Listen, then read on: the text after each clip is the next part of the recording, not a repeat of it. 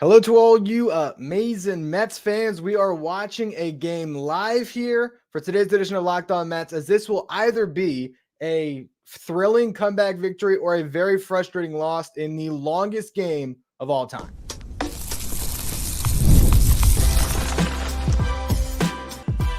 You are Locked On Mets, your daily New York Mets podcast, part of the Locked On Podcast Network, your team every day. This is a first here with Locked On Mets. I am going live for a show while there's a Mets game still on. Bottom of the ninth, JD Martinez up against Mason Miller, because I think this thing is over. And yes, that is me trying to reverse jinx a victory for the Mets in what is most likely going to be one of the more frustrating losses of the season. So we're going to get right into the show. Before we do, this episode is brought to you by Prize Picks, the easiest, most exciting way to play daily fantasy sports. Go to prizepicks.com/LockedOnMLB and use the code all in lowercase LockedOnMLB for a first deposit match up to $100 as JD Martinez strikes out swing to start off the inning.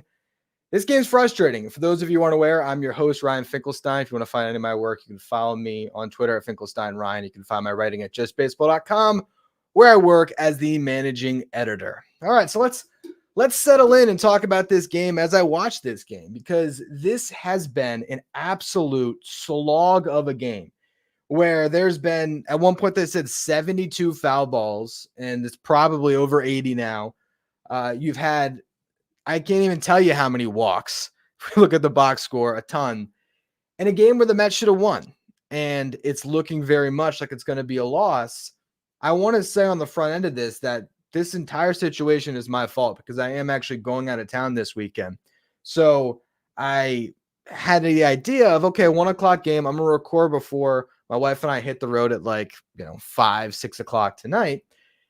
And I did not expect a 4-hour baseball game, but here we are. And I'll tell you, early, I just thought, all right, the Mets are going to cruise, because Jose Quintana was bending but not breaking early in this game, loads the bases in the first and the third inning, but somehow pitched himself out of those jams. Felt like he was being very selective with who he was pitching to, who he wasn't, trying to just navigate his way through it. And the Mets score a bunch of runs early. They're up 5-0 in the game, as now I'm watching Tyrone Taylor got hit by a pitch. Let's see if the Mets can do more this time, because in the 7th inning, Tyrone Taylor gets a pinch hit off the bench, then steals second base, and somehow the Mets aren't able to get him in because of a horrible decision when it comes to who Carlos Mendoza decided to pinch hit. But I'll get to that in a minute. Earlier in this game, it was all about Mark Vientos, because Mark Vientos has 2 home runs as part of the 5 runs the Mets score. Also, Jeff McNeil, who did get pinch hit for, again, I'll get to that. Jeff McNeil had a great at-bat in the 2nd inning where Pete Alonso is already on. Jeff McNeil is just fouling off a million pitches, because that was setting the table for what the entire day would be. And he rips a double down the first baseline that puts 2 runners in scoring position. The Mets get their first run on a wild pitch, their 2nd and 3rd runs on a 2-run homer from Mark Vientos driving in Lindor. And then again, later Vientos homers for a 2nd time. And I'm in my head already prepping out the show. All right, we're talking about Mark Vientos. Should he be the new hitter in the 2-hole? And we will talk about that in the next segment after this game ends. But I thought it was going to be nice and easy. But then Ben not break Quintana turns into completely broken. And Jose Quintana can't get out of the 4th inning. They let him pitch for, I think, too long, honestly. First of many decisions that Carlos Mendoza made in this game that I feel like you can quibble with. Guess they thought, all right, let him pitch to J.J. Bleday, left-handed hitter. Why not? Well, J.J. Bleday has been better against lefties than righties this year, and he's one of the few hitters in that lineup that can take you deep. And Quintana did not have it at that point. So the fact that nobody was ready in that spot, you let a game that was in hand, 5-0. And then Jose Quintana gives up a grand slam, and all of a sudden it turns into a ball game. The Mets had this series wrapped up 5-0. Even if it was a bullpen game from the 4th inning on, if you get out of that jam and only give up 1 instead of 4, a lot harder for the A's to pile on. But instead, they get a 4-run head start, and they ultimately chip away, and take a lead in this game. Pete Alonso's having a pretty good at-bat against Mason Miller, by the way. It's a full count. Sure, all of you who are watching this stream right now, hopefully watching the game, so I don't have to give you the full play-by-play. But so frustrating that game starts to get away from you when maybe if you go to the bullpen sooner, this doesn't turn into what it's become, which is just this slog of a game as Pete Alonso has popped out, it seems, and there's 2 outs in the 9th inning. Man. So Quintana comes out, and that was actually when the second home run for Vientos happened. That made it a 6-4 game at the time. So Brazaban comes out of the bullpen to pitch after Quintana. He gives up a run on a walk, a hit, a wild pitch, was able to limit the damage after that. And then Reed Garrett gives up 2 runs in his inning on 3 hits and a walk. And now the Mets all of a sudden trailed, and that's where we've been sitting at the 7-6 score for all these innings now since that 6th inning when Garrett gave up those runs. Now, the Mets have had chances in this game to get that run back. Francisco Lindor in the bottom of the 6th inning draws a walk, advances to second on a balk. He's right there. You just need a base hit to get him in. The Mets strand him. The 7th inning is that frustrating at-bat that I was talking about. So Tyrone Taylor pinch hits for Jesse Winker with a lefty on the mound, gets a base hit. He then steals second base after Pete Alonso strikes out. So he's on second base. Jose Iglesias comes up, and perfect timing to mention that because Iglesias is batting right now. Let's see if he can do anything against Mason Miller. If you remember, it was Jose Iglesias that, was it a walk? Yeah, it was a walk, right, against Aroldis Chapman, that great at-bat in that comeback against the Pirates. So if there's a guy that I want up right now, Iglesias is pretty high up on the list. So we'll see what he does here against Miller. But in that 7th inning, he gets an infield hit. Great hustle. So that keeps an out off the board. You have runners at first and second. 1 out. Jeff McNeil, who has been the best hitter in this Mets lineup since the second half started, is coming up against a lefty.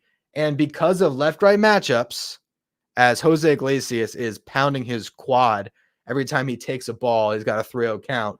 So Iglesias trying to extend it for guess who? Francisco Alvarez, because he pinch hit for Jeff McNeil. Who would you rather have up in the 9th inning? This decision is going to come to fruition again as Iglesias draws the walk. This is, perfect timing to be talking about this, because right now with Mason Miller up, I think I'd rather have Jeff McNeil in the game, but we'll find out in a second.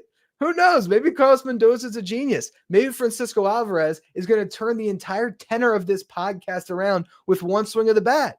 Mason Miller's at 37 pitches. We'll see.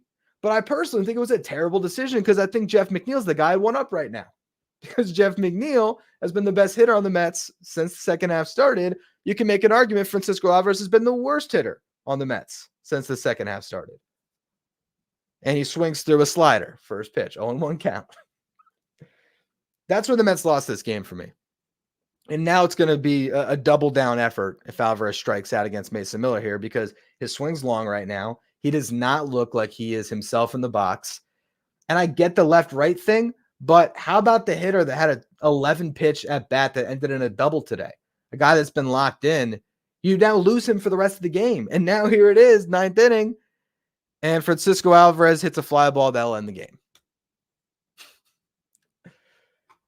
There you go. And that's the ball game for the New York Mets. They lose 7-6 to the Oakland Athletics. And we wrap up the first segment in 8 minutes and 30 seconds. You could not have planned that any better from a podcasting perspective, but I was hoping that I would talk Francisco Alvarez into making Mendoza look good, but instead he looks bad. Now, what I will say about this game is I don't think that we have to jump off the bandwagon off of this loss because there was some good things about this game for the Mets. The lineup did some things that I like. Mark Vientos in the 2-hole. Maybe that's something the Mets can go to. And as we look right now, I checked a minute ago, the Braves were losing 2-0 to the Giants. That is still the score in the bottom of the 4th inning. We'll see if that one holds up. There's still time. The tenor of a season can change so quickly. We see that. If Alvarez gets a little more on that ball and he hits it into the gap and it's a double and 2-run score, Carlos Mendoza turns into a genius. But today, as we reflect on this game and the Mets' opportunities, they blew this one. Winning 5-0 against the Oakland Athletics with a chance to win the series, potentially gain a game on the Braves, and carry some momentum into your series against the Marlins. And you end up losing 7-6. That's a brutal loss for this Mets team. Hopefully they can learn from it and bounce back. But we'll talk about the change in the lineup in the next segment here and the road ahead this weekend. So before we get into any of it, though, quick word from our sponsors.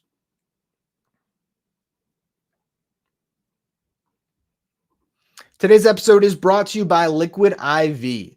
Get hydrated with electrolytes, essential vitamins, and clinically tested nutrients from the #1 powdered hydration brand in America.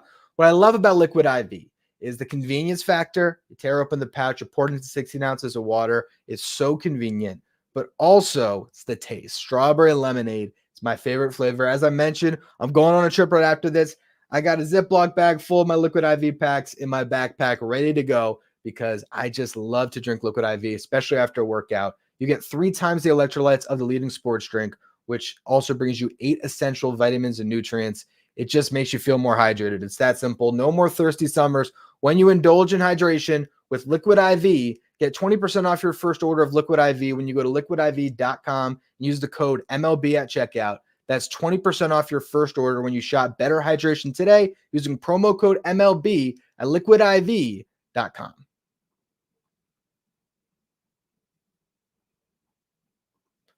All right, so I wanted to talk about Mark Vientos. Let me get a quick swig of water here. I will admit that is just normal water, not Liquid IV. I wish it was Liquid IV, if I'm being honest. Mark Vientos. So he had a great game today, at least a great early part of the game with the multiple home runs. This season, Mark Vientos has an 890 OPS, and we're now past the 250 at-bat benchmark. He's at 262 at-bats. You start to feel like this guy is what he is at this point, and I am for keeping him in the 2-hole. Why was he batting there today? Brandon Nimmo has a stomach virus, so he was out for this game. We'll see if that's going to keep him out for Friday's game as well. But if I'm Carlos Mendoza, I am changing up this lineup. And Mark Vientos in the 2-hole is an interesting look. We've seen JD Martinez sort of stay in that 3-hole. I think his at-bats have been better lately. I wouldn't drop him just yet. Pete Alonso's been batting 5th a little bit. I think I like that.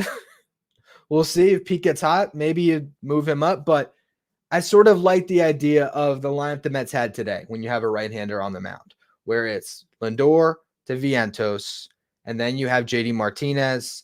You then, after that, have Jesse Winker, Pete Alonso batting 5th. Batting 6th today, it was Jose Iglesias, and I think that was a good look because of what he's done with runners in scoring position.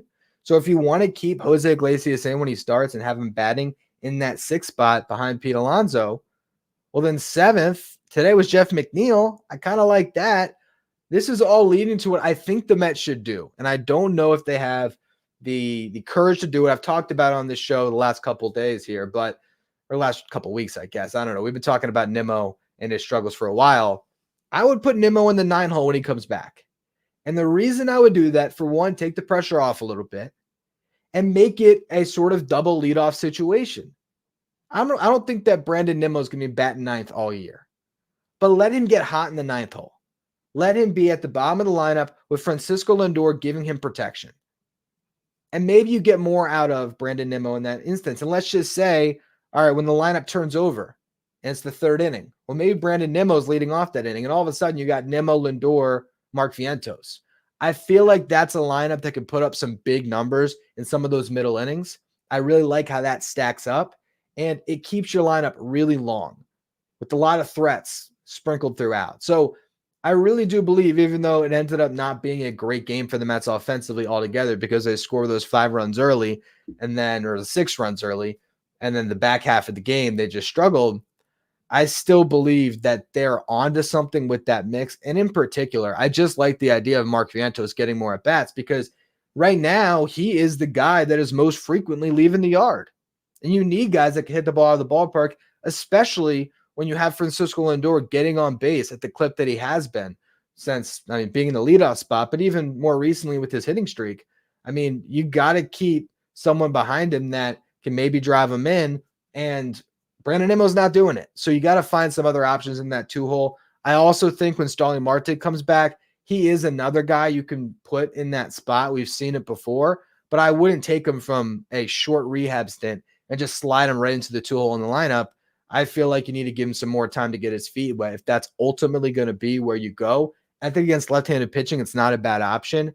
But for me, I would see what Vientos can do in that 2-hole for the rest of this week, at least against the Marlins. We're going to talk about that series in the next segment.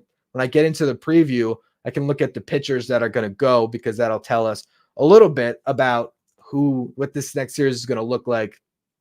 And there's a lot of lefties, which the Marlins in the past, I haven't really looked at the roster post deadline. They've had a ton of lefties. So this would allow you to, as I'm looking now, getting ahead of myself, they have 3 righties starting this series, but they will have some lefties coming out of the bullpen. I still think Vientos in the 2-hole is a good little wrinkle to this lineup that the Mets should try to roll with for a little bit. If nothing else, to just change up the vibe in that lineup. And in particular, to get Nimmo out of the 2-hole, where I feel like he's been dragging this lineup down. But there's no way around what this day was, what this game was for the Mets. It's a huge disappointment. Okay, you had a great victory on Wednesday to get some momentum back in your favor. And you carry that into the first 4 innings of this game. And for a while, it looks like, all right, the Mets are going to win. When Jose Quintana was pitching in that 4th, until he hung that pitch to Bleday, I still did have some hope and some faith that he was going to find his way out of another jam. And then they would pull him after that 4th inning. So that decision by Mendoza, while it was brazen still, I feel like, to not even have someone ready to pitch behind Quintana, I still was okay with that move that the Mets made in that game. But when it all ends up going against the Mets and you see how it plays out, obviously that was one big determining factor in this game that changed the momentum. And even when Mark Vientos homered after it, you didn't get that momentum all the way back. Brazoban giving up a run to make it closer, Reed Garrett. It's just frustrating. It's hard to win a 2-run game when your bullpen has to come in that early. And so Quintana is the main reason to blame. If we're really peeling back the curtain on the game, it's really Quintana who had a bad start, and that resulted in all this. And moving forward, that might keep being an issue. The Mets as a team, as I'm still trying to wrap my mind around everything that happened today, the Mets are a team that has a small margin for error. And when you are going right and you're riding that good wave, as Francisco Lindor has said in the past, that margin seems to get a little bit wider and you're able to get by a little bit and things are going your way. Well, now the Mets are in a period where things aren't going their way, where you've got to be so perfect and take advantage of every opportunity you get. I don't know if Jeff McNeil gets a hit in the 7th inning of this game today, but I don't think he hits a ball in the batter's box and runs into it like Francisco Alvarez does. And I also don't know if he strikes out. Well, I guess he didn't strike out against Mason Miller, but I still would have liked to see Jeff McNeil hit in that spot instead of Alvarez. So the final takeaways from the game as I try to flush it and we move to what's going to happen this weekend. The final takeaway is Quintana wasn't great, and that's been a pattern. So what exactly are the Mets going to do with that spot in the rotation? Is it just Quintana's for the rest of the year? Is he going to figure things out?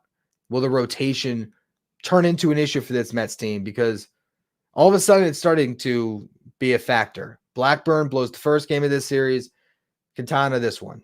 Put you in some big holes. Or in Quintana's case, instead of putting you in the hole, he ends up making it a ball game when it shouldn't have been one after the way the lineup rallied early. So that's the big one. Okay. Then you have just some of the decisions that were made. Why is Jeff McNeil, your highest hitter, getting taken out for Francisco Alvarez? And the final one is just, have the Mets found a new lineup that they're going to carry into this weekend? And maybe Mark Vientos batting second, the Mets can just handle business against the Marlins. And if you sweep that series, at least this isn't a wasted week. But now we talk about margin for error. If you don't sweep the Marlins, you just win the series. Well, now you had 6 games against the A's and the Marlins, and the best the Mets are going to do is 500. That's not going to keep pace in a wild card race where these teams just keep on winning.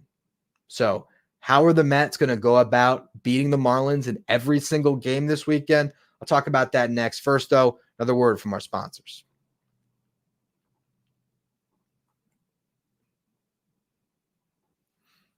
Today's episode is brought to you by Prize Picks. Prize Picks is America's #1 daily fantasy sports app with over 5 million active members. Prize Picks is the easiest and most exciting way to play daily fantasy sports because unlike other apps, on Prize Picks, It's just you against the numbers.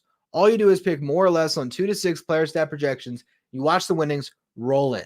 Get in on daily action with your friends and become part of the Prize Picks community today. You can now win up to 100 times your money on Prize Picks with as little as 4 correct picks. So you could turn $10 into $1,000. If you're looking for promotions, Prize Picks has got you covered every week, from lowering select player stat projections on Tuesdays to help your lineup hit, or getting your entry fees back if you have a losing lineup on Fridays. Download the Prize Picks app today and use the code LOCKEDONMLB for a first deposit match up to $100. That's code LOCKEDONMLB on Prize Picks for a first deposit match up to $100. Pick more, pick less. It's that easy with Prize Picks.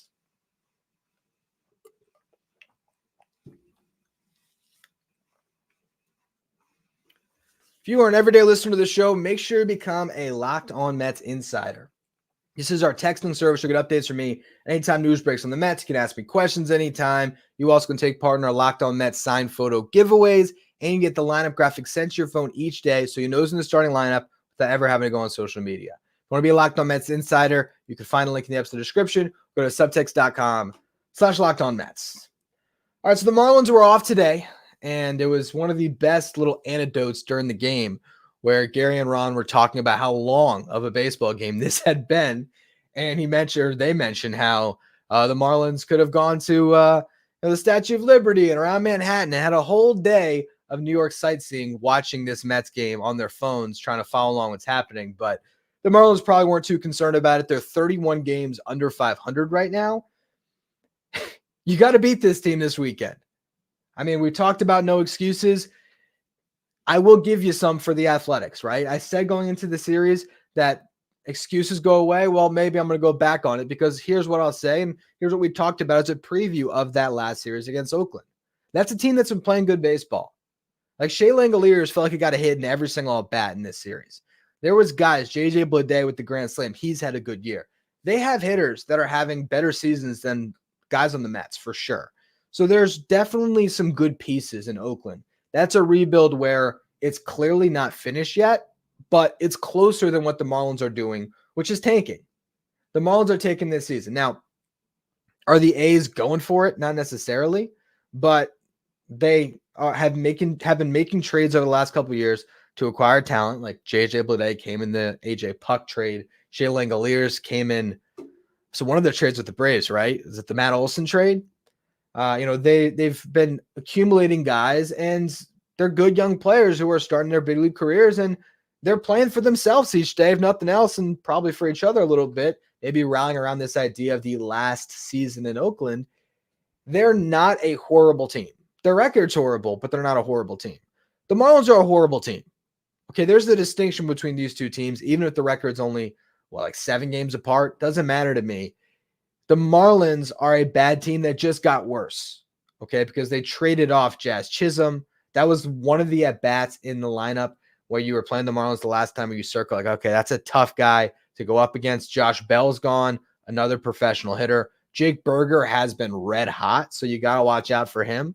And Xavier Edwards, also atop the lineup, has been, I don't think he'll qualify to be able to hit for a batting title, but since he's been up, he has been leading the league in batting. So they do have a couple of bats in that lineup, but you got to neutralize them, and you got to win this series at home. And really, I feel like you got to sweep this series at home, because you can't give away these games when you're getting an opportunity, your last opportunity, to beat up on a bad Marlins team. It doesn't get any easier next week. The Baltimore Orioles come into town for 3. That's a really good baseball team, a team that's better than the Mets. And then they got to go on the road and face another team that's probably better than them, and the Padres for 4.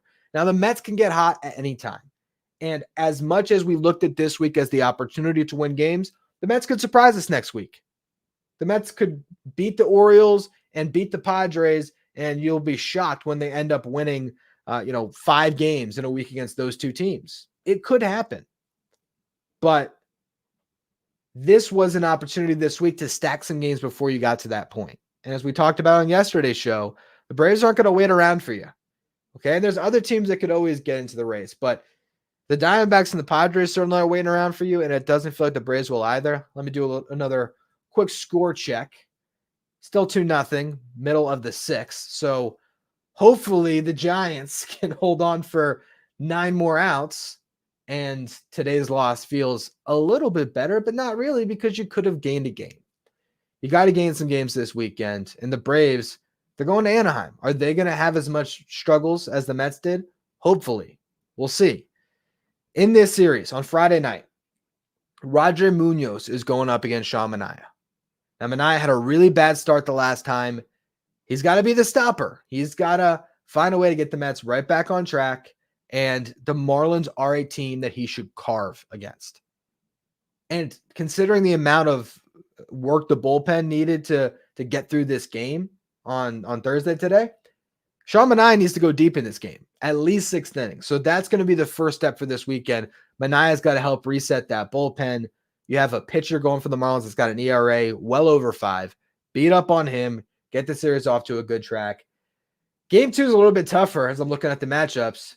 Yeah, Max Meyer going for the Marlins. Now, he's got an ERA of 5.20, but I wouldn't look at that. This kid's nasty, okay? And he's had a very strange season because he started off the year great. He opened up, I believe, in their opening day rotation. And across his first 3 starts, he had a 2.12 ERA, and he won 2 of his 3 starts. Looked like a guy who could be the ace of the Marlins this year. And because they're out of it, and they were able to manipulate his service time, and also hold his innings back, they sent him down to the minor leagues and pretty much just had him wasting away there all year. They've called him back. He's had some rough starts since coming back. In his 4 starts after April, he's given up at least 3 runs each outing. He had 1 start in July, 3 starts in August. His August ERA is 8.22. So he has not been pitching well since coming back. But this guy's due because I'm telling you, earlier this season, he was lights out. He's a top prospect for a reason. That's not going to be an easy game on Saturday. So the onus here is on your top 2 pitchers, Sean Manaea and Luis Severino, because Sevy's going on Saturday, to really carry you to a series victory to start things off. Those are your 2 guys, right? Them and David Peterson now, but your horses are supposed to be Manaea and Severino. And we'll see. And I honestly think this season, when it's all said and done, it might just come down to the Mets didn't have enough pitching to beat out a team like the Braves. And if that's the case, we just got to accept that because this was not a year where the Mets were loading up on the type of pitching that can win you a World Series. And it was always going to be tough to get all the way through the marathon of the season. But it does feel like there's just been some wasted opportunities on all fronts over the last couple of weeks. And I guess that's just what happens when a 500 baseball team regresses back to the mean. Not that the Mets are better than that, but they're 3 games over right now. And where are they going to finish this season? If they finish this season at, 84, 78, they were a little bit better than 500. They probably overachieved in some respects. They probably underachieved in others. You can't waste this series against the Marlins. And I will say, to close out the series on Sunday, to give you the last pitching matchup, you got Valente Belloso, who I've never heard of, I'll be honest, pitching to a 2.28 ERA in 5 starts. So that honestly, that scares me more than Max Meyer, because an even less of a name guy wearing number 83, 24 years old. I mean, come on. That's always the script, right? I can envision how this series is going to go horribly wrong this weekend potentially. And I don't want that to ruin my weekend. At least I'm getting out of town, so I won't be as consumed by it. Paul Blackburn's going to go against Belloso. Is that how you say it? Belloso? Valente Belloso. We'll see if Blackburn can bounce back after his rough start against the A's. This is a weekend where the Mets have to go and beat up on a Marlins team that, again, I'll say it one last time to close the show, 31 games under 500. Beat the Marlins this weekend. It's that simple. I appreciate all of you who tuned into the live stream, those of you who will watch it play back on YouTube, as well as you who are listening on the audio side. Make sure you follow, rate, and review wherever you get your podcasts. Even though I'm going out of town visiting some friends, I will still be putting out audio-only shows that will hit YouTube and your podcast feed. So make sure you're following both of those places. If you are watching on YouTube, please subscribe. I want to get to 10,000 subs by the end of the season, so I appreciate all of you who do that. If you want to be a Locked On Mets insider, go to subtext.com/LockedOnMets. You can follow me on X at Finkelstein Ryan. Follow the show at Locked On Mets. Thank you for making Locked On Mets your first listen or your first watch every day. Now for your second watch, head over to Locked On Sports Today, which is streaming 24/7 on YouTube, covering everything in the world of sports. can also find Locked On Sports Today streaming 24/7 on Amazon Fire TV.